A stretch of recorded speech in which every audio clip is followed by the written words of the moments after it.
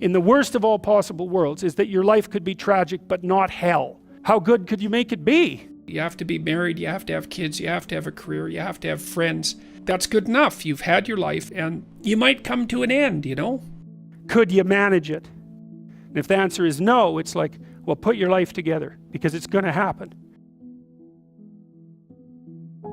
Maybe if you live your life thoroughly, right? You take use of the advantages, make use of the advantages that are put in front of you, make use of your talents, say yes to things, tell the truth, like stand up and get at it, assuming that you can do that, you know, because some people are very ill and hurt, but assuming you can do that, if you lived your life fully, maybe that would be good enough. Because, you know, I loved having kids, but I don't feel that I would have kids again, you know, because in some sense I've already done that. And so maybe there's a set number of, I mean, I don't know. 10 years ago I thought, you know, if I could extend my life radically, then I would. And I'm not so sure about that now that I'm 55, you know, I'm getting older. I kind of have a suspicion that you might come to an end, you know? That's what it looks like.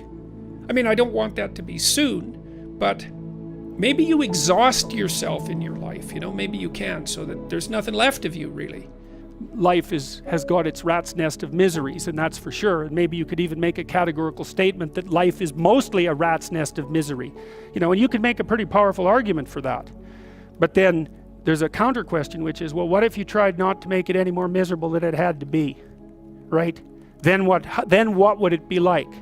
And my suspicions is that a lot of that misery, I would suspect that most of that misery would go away, because it's the unnecessary misery that really brings you down. You know, it's like, well, if someone has cancer, it's like, that sucks. But it's not like you can say, if only we had done this differently, then that wouldn't have happened. But when someone's out like torturing you in a malevolent way, or maybe you're doing the same, you can always ask yourself, well, is this really necessary? Is this just like a useless add-on to the miseries of life? That's what disheartens people. And so even in your own life, if you aren't suffering from self-imposed misery, and you're only suffering from inescapable misery, maybe you could handle that, and you know, you could survive, you could bear it, and even maybe without becoming irredeemably corrupt. And so the goal would be, well, yeah, life is a rat's nest of miseries, and maybe it has no ultimate meaning. We could say that if we're feeling particularly pessimistic, but it still leaves one question open, which is, if you didn't do everything you could to make it worse, how good could you make it be? And the least answer is, well, it could be tragedy, but maybe not hell.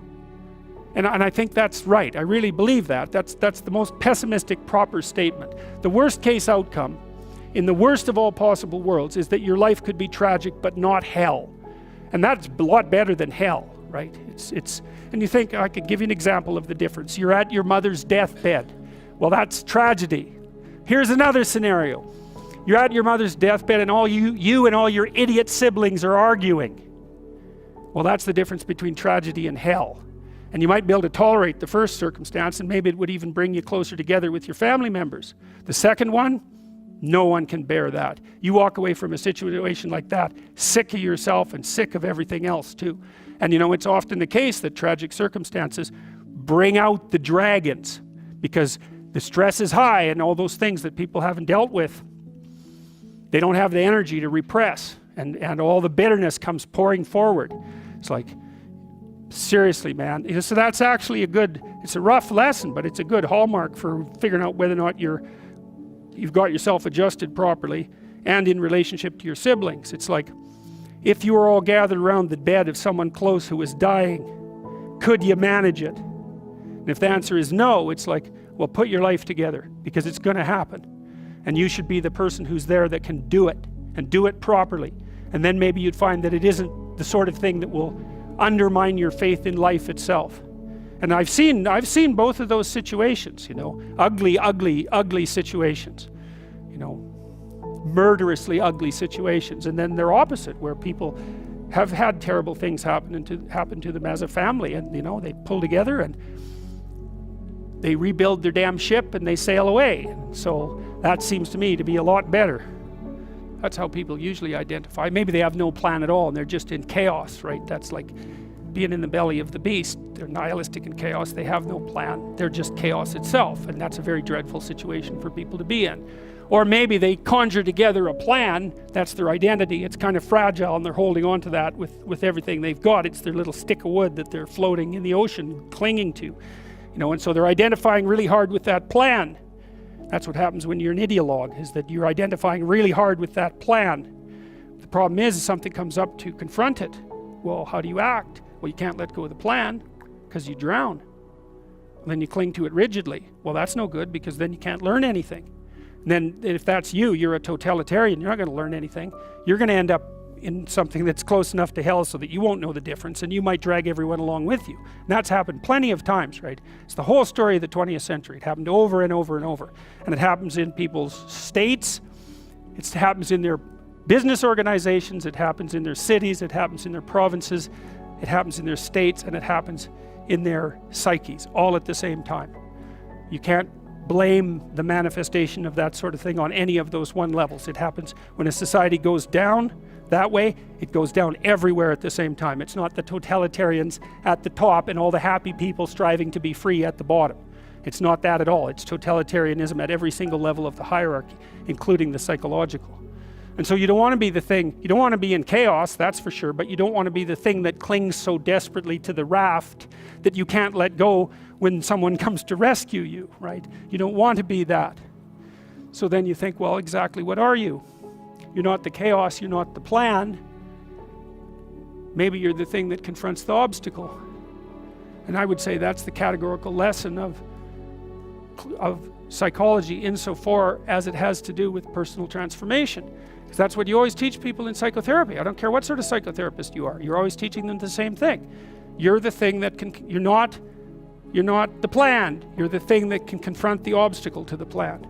And then when you know even further that the obstacle is not only an obstacle but opportunity itself, well, then your whole view of the world can change, because you might think, well, I've got this plan, something came up to object to it. It's like, it's possible that the thing that's objecting has something to teach you that will take you to the place where you develop an even better plan. It's a nice framework to use. It's like, are you so sure that this is a problem? Is that the only way that you can look at it? Or is it an opportunity? I mean, I'm not trying to be, naively optimistic. There are some things that's pretty hard to extract gold from some dragons, and maybe the death of a family member is a good example of that. But even in a situation like that, I can tell you that it's an opportunity for maturation, that's for sure.